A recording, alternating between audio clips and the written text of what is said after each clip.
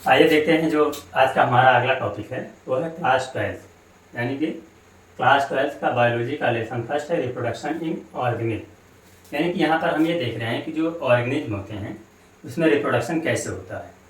तो यदि इनके रिप्रोडक्शन की बात किया जाए तो सबसे पहले देखते हैं कि टर्म रिप्रोडक्शन का मीनिंग क्या होता है।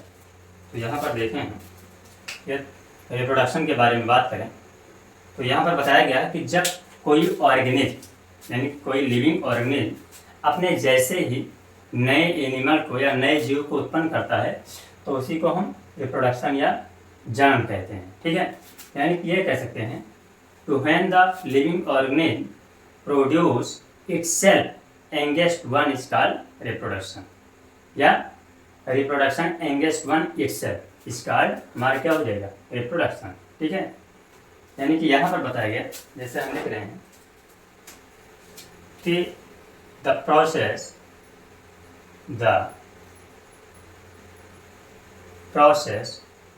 Of reproduction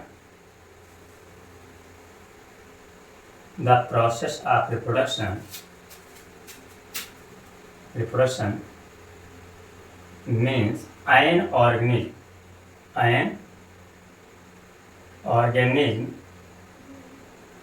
reproduce engaged one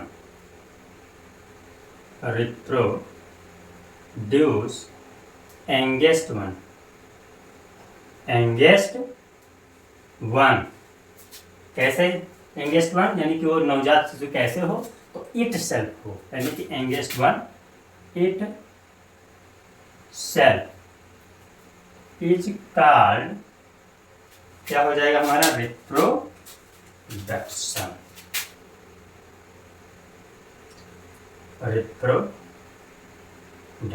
ठीक है, तो यहाँ पर हमने क्या देखा कि टर्म रिप्रोडक्शन देखा और रिप्रोडक्शन का हमने डिफिनेशन देखा। ठीक है, अब इसके बाद में देखें विदाउट रिप्रोडक्शन के बारे में। तो जैसा कि हम जानते हैं कि जो ऑर्गेनिज्म होते हैं उसमें जो हमारे रिप्रोडक्शन की प्रोसेस होती है वो मेनली 2 टाइप की होती है। ठीक है, तो यदि इसके बारे में देखा जाए तो हमारा जो रिप्रोडक्शन होता है वो 2 टाइप का होता है, जिसमें ये रिप्रोडक्शन के बारे में देखें तो ये हमारे मेनली 2 टाइप के होते हैं। एक होता है एसेक्सुअल रिप्रोडक्शन,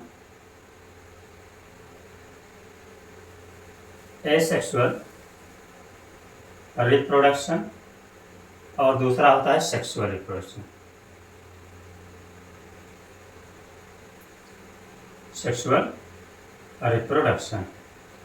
ठीक है, तो अब हम एक एक करके देखेंगे कि एसेक्सुअल रिप्रोडक्शन और सेक्सुअल रिप्रोडक्शन है क्या। ठीक है, तो आइए देखते हैं। सबसे पहले हम देखते हैं एसेक्सुअल रिप्रोडक्शन। तो पहले एसेक्सुअल रिप्रोडक्शन के बारे में थोड़ा समझ लेते हैं कि एसेक्सुअल रिप्रोडक्शन मीन्स हुआ कि be have reproduce of any organism without meeting of male and female. यानी कि हम ये कह सकते हैं कि एसेक्सुअल रिप्रोडक्शन में हम बिना मेल और फीमेल के ऑर्गेनिज्म के मैटिंग से यानी कि बिना मेल और फीमेल ऑर्गेनिज्म के आपस में मैटिंग के बिना जब नए एनिमल या नए ऑर्गेनिज्म का रिप्रोडक्शन करते हैं तो उसे हम क्या कहते हैं एसेक्सुअल रिप्रोडक्शन। ठीक है, इसी तरह से बताया गया कि एसेक्सुअल रिप्रोडक्शन के डिफरेंट टाइप के केसेस होते हैं, जैसे बाय फ्रेगमेंटेशन, बाय वैनिफिकेशन, बाय बडिंग इट्स। ठीक है, तो आइए एक एक करके देखते हैं इसके आगे। हाँ, पहला जिसमें हम देखते हैं सबसे पहला हमारा है एसेक्सुअल रिप्रोडक्शन। ठीक है, तो जैसा कि अभी हमने देखा कि एसेक्सुअल रिप्रोडक्शन में बिना हम मेल और फीमेल के आपस में मैटिंग के नए एनिमल या नए ऑर्गेनिज्म का फॉर्मेशन करते हैं। तो ऐसे यहाँ पर हम देख सकते हैं कि इन एसेक्सुअल रिप्रोडक्शन यानी कि हम ये कह सकते हैं कि in asexual reproduction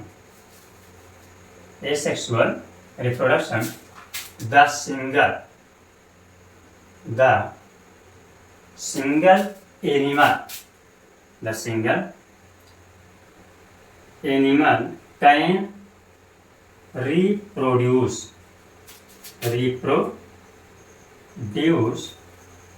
the new organism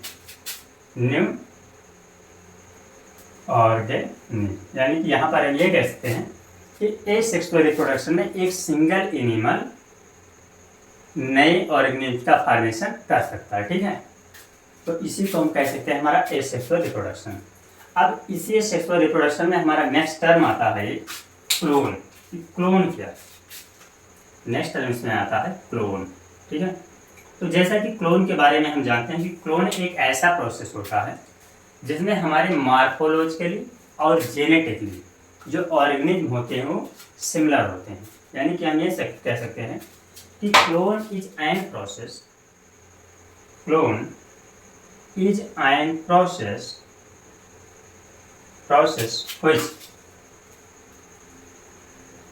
जिसमें the animal या organism और organism are genetically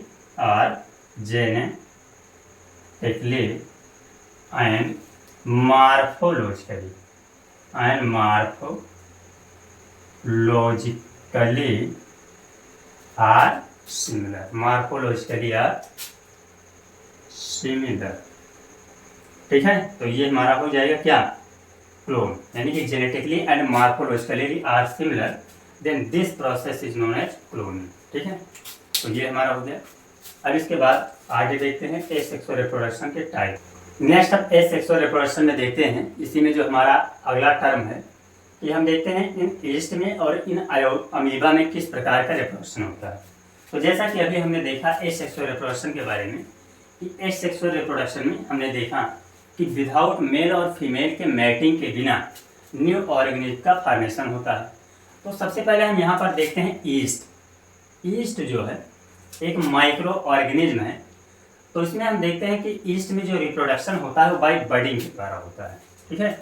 यानी कि देखा जाए ईस्ट में तो हम ये कह सकते हैं कि इन ईस्ट द रिप्रोडक्शन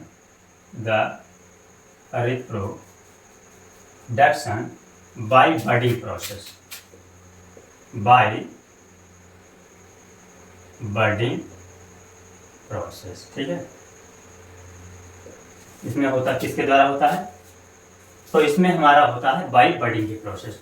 अब ईस्ट में एक चीज़ और देखा गया है कि जब इसमें रिप्रोडक्शन हमारा बडिंग के दौरान होता है तो जो हमारा ईस्ट की बॉडी होती है तो इसके जो बड होते हैं वो कोई ज़रूरी नहीं कि दोनों इक्वल फॉर्म में हो, यानी कि दोनों बड ऐसा कोई ज़रूरी नहीं है या ये कोई कंपलसरी भी नहीं है कि दोनों इक्वल फॉर्म में हो।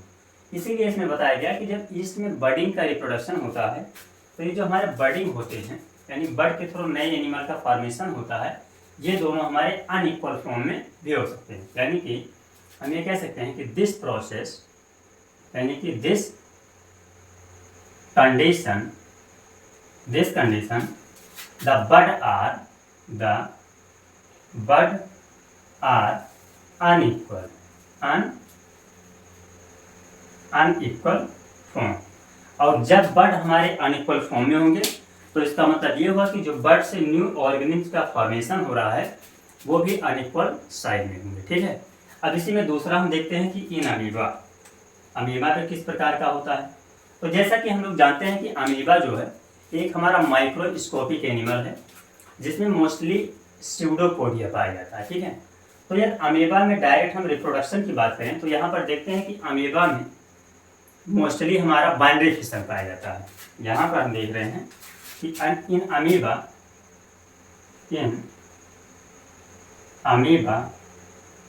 Are found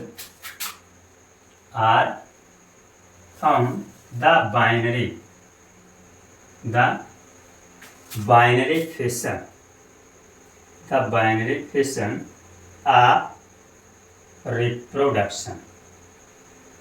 binary fission of reproduction यानी कि बाइनरी फिशन ऑफ रिप्रोडक्शन में ये हुआ कि जब अमीबा की बॉडी केवल दो भागों में टूट जाए तो उसी को हम क्या कहते हैं, बाइनरी फिशन ऑफ रिप्रोडक्शन। अब अमीबा में ही एक टर्म आता है स्पोरुलेशन। तो अब इसके बाद में हम देखेंगे यानी कि ईस्ट और अमीबा में रिप्रोडक्शन हुआ। अब इसके बाद हम देखते हैं स्पोरुलेशन प्रोसेस। तो ऐसा माना गया है कि अमीबा में जो स्पोरुलेशन प्रोसेस होता है उसमें अमीबा एक से कई पार्ट में डिवाइड होकर के मल्टीपल अमीबा का फॉर्मेशन करता है।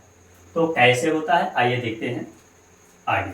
नेक्स्ट इसमें है हमारा एसेक्सुअल रिप्रोडक्शन में अगला टॉपिक है कि स्पोरुलेशन। तो स्पोरुलेशन को जानने से पहले इसमें हम जानते हैं कि एक इसमें छोटा सा टर्म आता है encystment.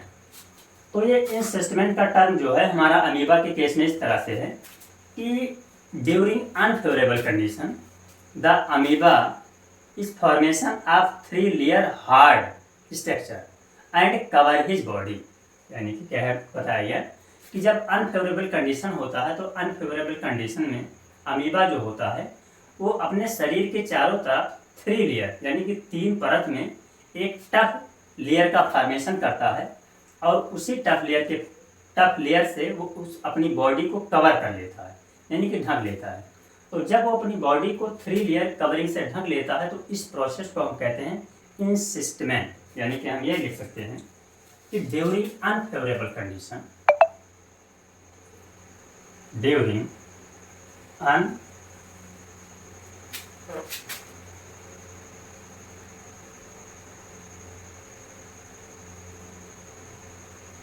unfavorable condition amoeba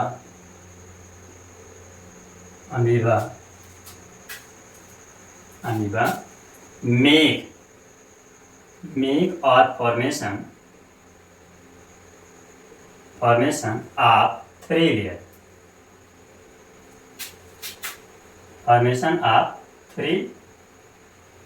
layer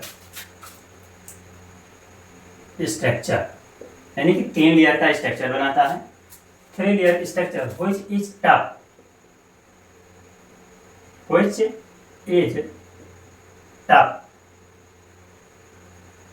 यानी कि क्या होता है टफ होता है which is tough and hard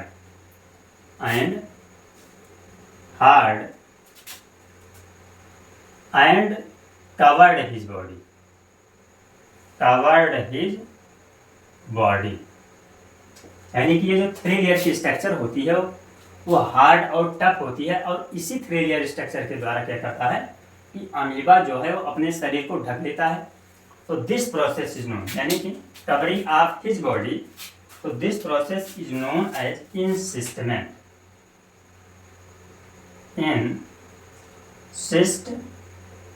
यानी कि इस प्रोसेस को हम क्या कहते हैं इंसिस्टमेंट कहते हैं। लेकिन इसमें बताया गया कि during favourable condition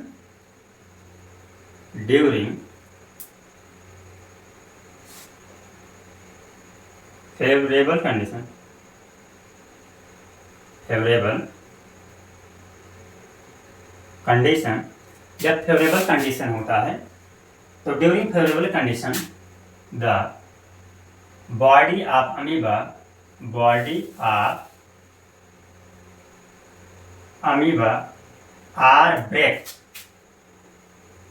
are break multiple piece and each formation of ये न्यू अमीबा ठीक है। यानी कि यहाँ पर हम देख रहे हैं कि फेवरेबल कंडीशन में अमीबा की जो बॉडी होती है या वो जो इंसिस्टमेंट फॉर्म में होता है वो कई पार्ट में ब्रेक हो जाती है और ब्रेक होने के बाद में हर पार्ट से एक न्यू अमीबा का फॉर्मेशन होता है जिस टर्म को हम कहते हैं स्पोरुलेशन। ठीक है, यानी कि न्यू अमीबा और इसी टर्म को हम क्या कहते हैं तो इसी टर्म को हम कहते हैं स्पोरुलेशन प्रोसेस। ठीक है, तो ये हमारा हो गया अमीबा के केस में इंसिस्टमेंट और स्पोरुलेशन प्रोसेस। और स्पोरुलेशन प्रोसेस को ही हम कहते हैं मल्टीप्लीफिशन। मल्टीप्लीफिशन मीन्स यहाँ पर हम देख रहे हैं कि अमीबा की बॉडी कई पार्ट में ब्रेक हुई और हर पार्ट से न्यू अमीबा का फॉर्मेशन हुआ, यानी कि मल्टीपल अमीबा का फॉर्मेशन हुआ जिसे हम कहते हैं मल्टीप्लीफिशन। ठीक है, अब आइए देखते हैं इसमें कुछ हम और एसेक्सुअल रिप्रोडक्शन में। तो और एसेक्सुअल रिप्रोडक्शन की बात करें तो इसमें हम देखते हैं कि हमारे कुछ एल्गी होते हैं।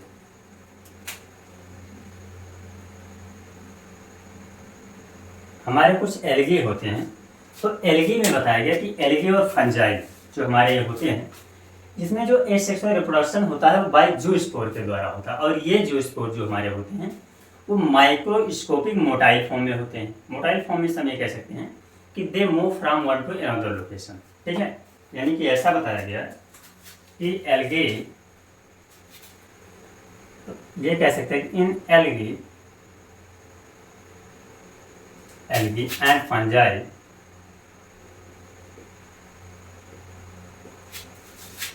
in algae and fungi the asexual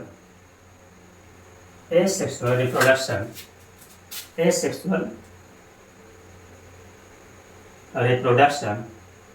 occur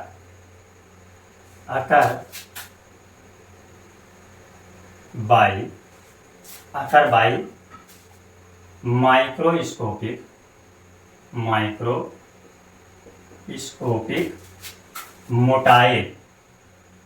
microscopic motile zoospore, ठीक है। यानी कि हमारे जो एल्गी और फंजाई होते हैं इसमें माइक्रोस्कोपिक जूस्पोर होते हैं, ठीक है। यानी कि मोटाइल फॉर्म में होते हैं। इसी में हमारा नेक्स्ट बताया गया है कि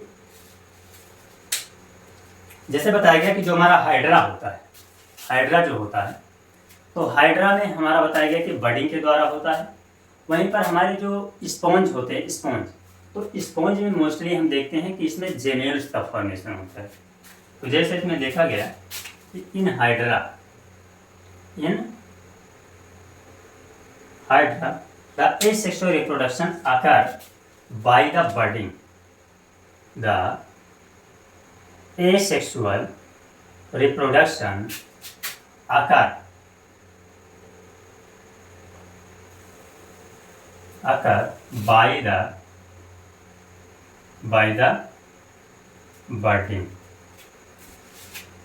by the budding form, या budding process, यानी कि यहाँ पर डबल डी रहेगा।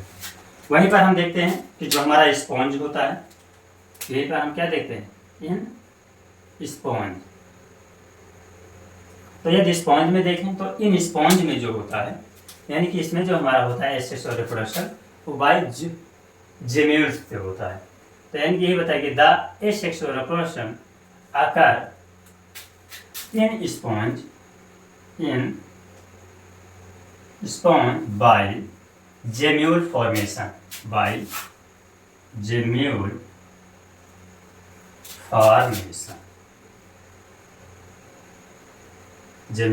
फॉर्मेशन, ठीक है। तो ये हमारा हो गया एसेक्सुअल रिप्रोडक्शन।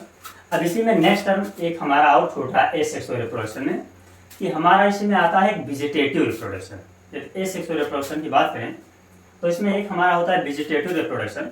यानी कि वेजिटेटिव रिप्रोडक्शन एक इस प्रकार का रिप्रोडक्शन प्रोसेस है कि जिसमें हम प्लांट की बॉडी के किसी भी पार्ट को, चाहे उसका स्टेम हो, चाहे लीफ हो, चाहे रूट हो, या उसकी ट्विंग हो, किसी भी पार्ट को जब हम अर्थ में या जमीन में डाल दें तो उस पार्ट से न्यू प्लांट का फॉर्मेशन हो जाए, उसी को हम क्या कहते हैं, वेजिटेटिव रिप्रोडक्शन, ठीक है।